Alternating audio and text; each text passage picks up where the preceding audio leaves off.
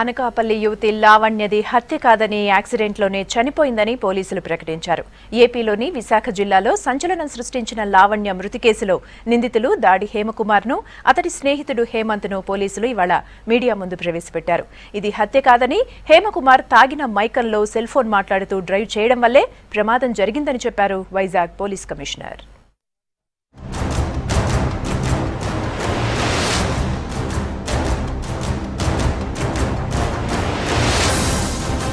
వైజాగ్ దగ్గరలోని అనకాపల్లిలో లావణ్య కేసు వేధింపులు హత్య కేసుగా రిజిస్టర్ అయింది.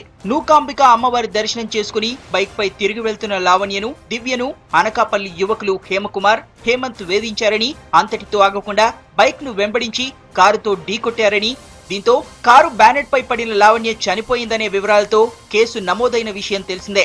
మొదట యాక్సిడెంట్ కేసుగా నమోదు చేసుకున్న పోలీసులు ఆ తర్వాత మరో బాధిత యువతి దివ్య ఇచ్చిన కంప్లైంట్ తో హత్య కేసుగా మార్చి విచారణ మొదలుపెట్టారు.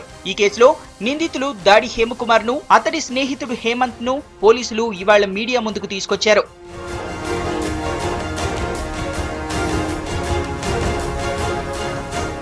ఈ కేసు విషయంలో స్వయంగా వైజాగ్ పోలీస్ కమిషనర్ యోగానంద్ రంగంలోకి దిగారు. అనకాపల్లి నూకాలమ్మ గుడి ప్రాంతంలో వివిధ కోణాల్లో దర్యాప్తు జరిపి అనకాపల్లి నూకాలమ్మ గుడి వద్ద సీసీ కెమెరాల ఫుటేజీలను స్వయంగా పరిశీలించారన్నారు. సీసీ కెమెరా ఫుటేజ్ ను కూడా ఆయన చూపించారు.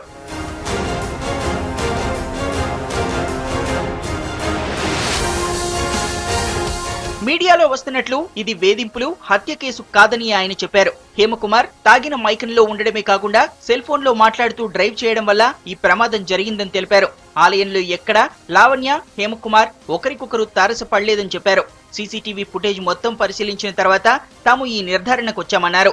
యాక్సిడెంట్ టైంలో అతను ఫోన్ మాట్లాడుతా ఉన్నాడు. సో యాక్సిడెంట్ అయిన ఇంపాక్ట్ కి ఫోన్ కట్ చేయటం, కింద పడి ఆగిపోవటం జరిగింది. సాంకేతికంగా, సైంటిఫిక్ గా మనకి ఇది లభించిన ఎవిడెన్స్. ఈ హేమ్ కుమార్ ఏం చేశాడంటే సడన్ బ్రేక్ అప్లై చేసినప్పుడు టైర్ సడన్ ఇంపాక్ట్ కి అది ఉంది. అది అక్కడి నుంచి ఒక దగ్గర 70-75 మీటర్ల వరకు వెళ్ళిన తర్వాత ఈ చనిపోయిన లావణ్య యొక్క బాడీ రోడ్డు మీద పడడం జరిగింది. ఇతను ఇమీడియట్ గా బ్రేక్స్ అప్లై చేసి ఆఫ్ చేస్తుంటే బాగుండేది. ఈ తాగిన మైకంలో కానీ అతనికి అక్కడ పరిస్థితుల్లో ఉన్న కంగారు ఏమో తెలీదు, కారు ఆపకుండా ఆ బాడీ కింద పడిపోయిన తర్వాత అమానుషంగా వెళ్లిపోవడం జరిగింది. రాజకీయ నాయకులు, మంత్రుల ప్రమేయంతో కేసును తప్పుదారి పట్టించారని వస్తున్న వార్తలపై ఎటువంటి ఆధారాలు లేవని చెప్పారు.